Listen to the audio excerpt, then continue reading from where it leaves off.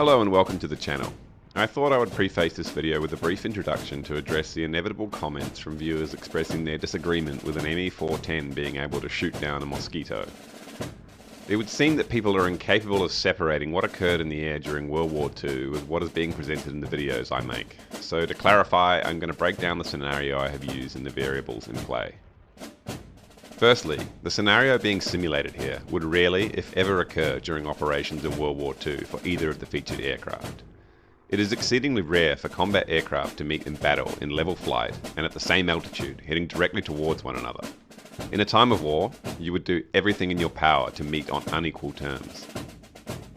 Ideally, you don't want your enemy to see you are coming, and you want to position yourself in a manner that most ensures victory. This hasn't changed since the First World War and the formulation of the DeHavilland, which is still taught today as a primary source for air combat maneuvering around the world. Secondly, the scenario models equal numbers in the air, without escorts, and there is no concern of additional units entering the fray unannounced, as there would have been in World War II. Simply put, in late 1944, where both these aircraft models are period specific, there was never a time where the Axis and Allies had an equal number in the air.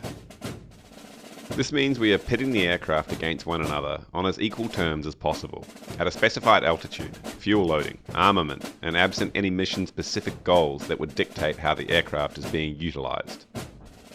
Both of these aircraft are fighter bombers, and primarily they were used for ground attack missions, rather than the high-altitude air-to-air combat they are being used for in this simulation scenario.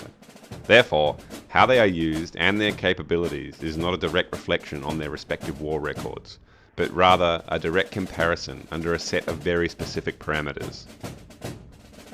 Thirdly, and this is not just specific to this aircraft type, but all aircraft in general, they perform differently at different altitudes. In this particular case, there are certain conditions in which the Mosquito is faster than the ME410, and others where the ME410 has the performance advantage. Air combat has and always will be about wresting any advantages you and your machine may have at any particular moment and seizing that opportunity to end the fight.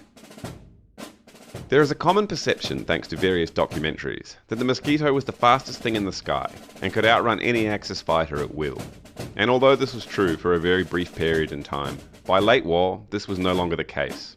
Yes, the Mosquito was fast, but it wasn't invulnerable because of its speed like it was when it was first used by the RAF.